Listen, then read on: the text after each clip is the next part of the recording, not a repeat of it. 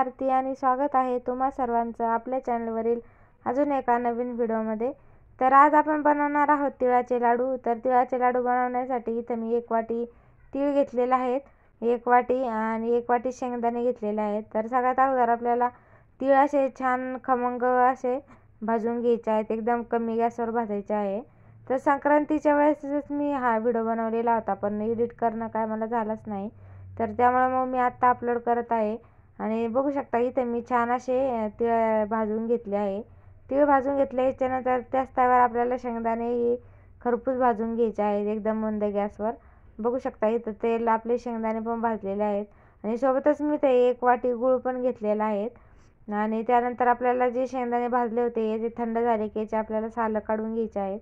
हवे तर तुम्ही सालं पण असू शकता, नाही काढले तरी पण चालतंय, पण इथं मी काढून घेत आहे। आणि जर काढून घेतले की एकदम व्हाईट होतात, त्यामुळे तिळामध्ये टाकायचे असले की शेंगदाण्याचे सालं काढून घेतलेलेच बरे असतात। आणि अशा पद्धतीने इथं मी सगळे शेंगदाण्याचे सालं काढून घेतले आहेत। त्यानंतर लगेच आपल्याला पुढची प्रोसेस करायची आहे। त्यानंतर आपल्याला लगेच इथे गॅसवर गॅस पेटवून कढई ठेवून घ्यायची आहे।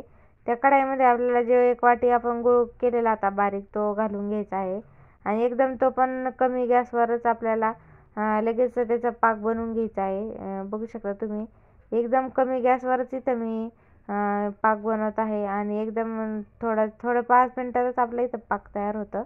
बघू शकता एकदम छान असा पाक तयार होऊन जातो। तर सारखं हलवत राहायचं आहे, जेणे जर हलवलं नाही तर ते खाली जळण्याची शक्यता असते, तर त्यामुळे मग त्याला आपल्याला सारखं हलवतच बनवून घ्यायचं आहे ताक।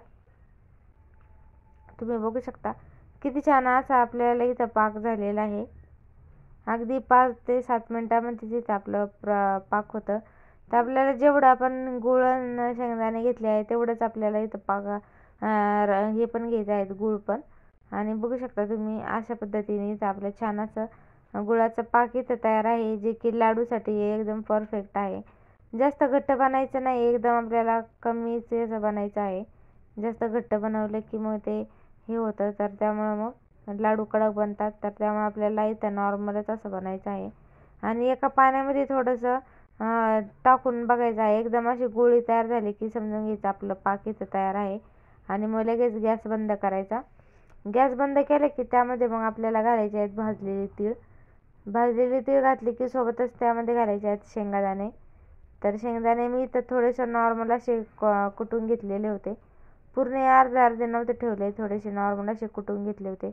त्यानंतर हे मिश्रण आपल्याला लगेच हलवून घ्यायचं आहे, गरमच आपल्याला हे हलवून घ्यायचं आहे।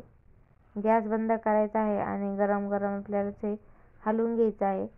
हलवून घेतल्याच्यानंतर लगेच मग आपल्याला गॅसच्या खाली घ्यायचं आहे आणि हाताला थोडंसं नॉर्मल असं तेल लावायचं आहे। आणि त्यामुळं तेल लावल्याच्यानंतर आपल्याला पटपट आपले लाडू इथं बांधून घ्यायचे आहेत। बघू शकता एकदम छोटे बांधायचे आहे, जास्त मोठे करायचे नाही। आणि ही प्रोसेस आपल्याला फास्ट करायची आहे आणि गरम असतानाच आपल्याला लाडू इथं बांधून घ्यायचे आहे। थंड झाले की मग ते कडक होतात आणि लाडू छान असे होणार नाही, तर त्याच्यासाठी तिथं आपल्याला फास्ट इथं लाडू बनवून घ्यायचे आहे। बघू शकता मी एकदम मीडियम साईजचे लाडू बनवत आहे, जास्त मोठे नाही आणि जास्त छोटे पण नाही, एकदम असे सिंपल एकदम सोप्या पद्धतीने होतात आहे। आणि तुम्ही बघू शकता हाताला तेल लावल्यामुळे आपल्या हाताला चिपकत नाही आणि चटका पण भाजत नाही। त्यामुळे सगळ्यात महत्त्वाची टिप्स म्हणजे याला आपल्याला हाताला तेल लावून घ्यायचं आहे, तेल किंवा तूप। आणि बघू शकता किती छान असे आपल्या इथे लाडू तयार होत आहे, एकदम गोल मस्त होतात आहे। आणि त्यानंतर मग आपले सगळे अशाच पद्धतीने आपल्याला सगळे इथे लाडू बनवून घ्यायचे आहे, एकदम गरम। आणि त्यानंतर फायनली बघू शकता आपल्या इथे लाडू तयार आहे।